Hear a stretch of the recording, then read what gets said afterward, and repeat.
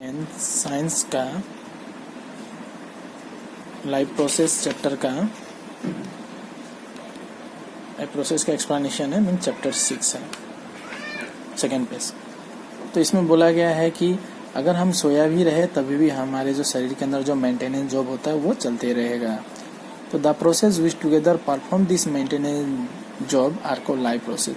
तो जो भी क्रिया होता है, जो प्रोसेस होता है, जो हमारे बॉडी में सब मिल के होता है और काम करता है, उसे ही लाइफ प्रोसेस कहते हैं। तो इस लाइफ प्रोसेस को चलने के लिए, ठीक है,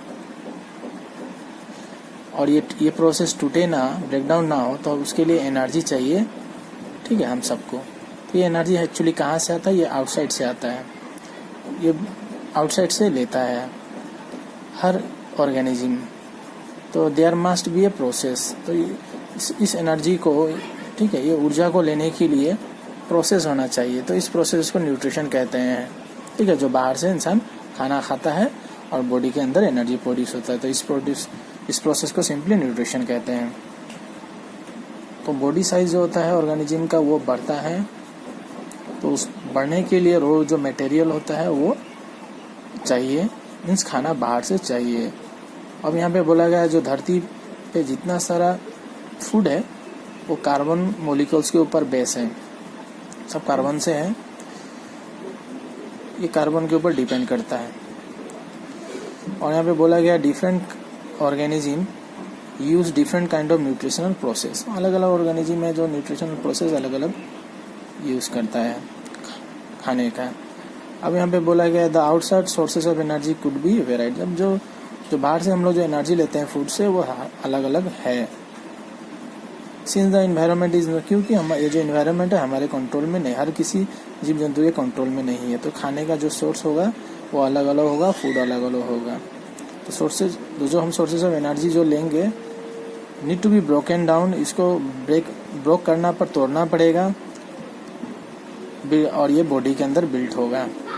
and must be finally converted to a uniform source of energy, और इसको मस्ट कन्वर्ट करना पड़ेगा एनर्जी में। और यही जो एनर्जी है वेरियस मोलिकुलर मूवमेंट में काम आता है, मेंटेनिंग लाइफ स्ट्रक्चर को मेंटेन करके रखता है।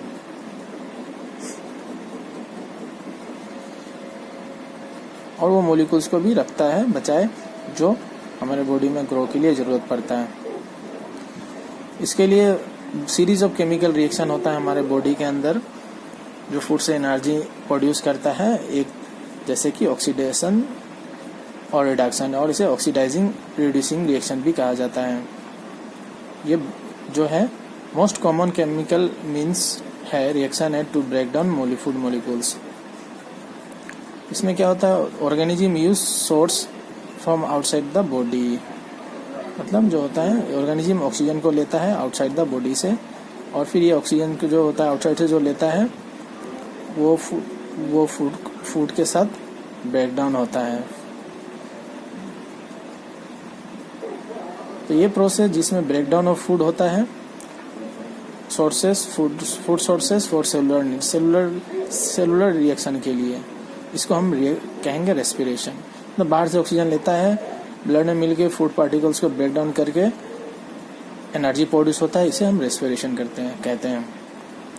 अब बोला गया जो सिंगल सेल ऑर्गेनिज्म होता है जिसका कोई खास ऑर्गेन्स नहीं होता है, ठीक है, पार्ट नहीं होता है खाना लेने के लिए, ये जो है गैस एक्सचेंज और गैस वेस्ट को बाहर निकालता है, ठीक है, अपने बॉडी सरफेस से। क्योंकि इस ऑर्गेनिज्म का जो सरफेस बॉडी जो होता है डायरेक्टली इन्वायरमेंट के साथ कनेक्ट रखता है। बट जो कुछ जो ऑर्गेनिज्म होता है जिसका बॉडी साइज बड़ा होता है, डिजाइन कॉम्प्लेक्स होता है, लाइक मल्टीसेलुलर ऑर्गेनिज्म, उस लोग का जो सेल होता है डायरेक्ट एनवायरनमेंट के साथ कनेक्ट नहीं रहता है। तो जो सिंपल डिफ्यूजन प्रोसेस से जो ये यूनिसेलुलर ऑर्गेनिज्म जो यूज करता है, ये मल्टीसेलुलर ऑर्गेनिज्म में फेल होगा। तो इसके लिए मल्टीसेलुलर ऑर्गेनिज्म क्या करेगा, उसके पास बॉडी पार्ट्स है, अलग अलग स्पेशलाइज सेल है जो ये सब अलग अलग फंक्शन करता है, जैसे टिश्यू है। और हम लोग जानते हैं कि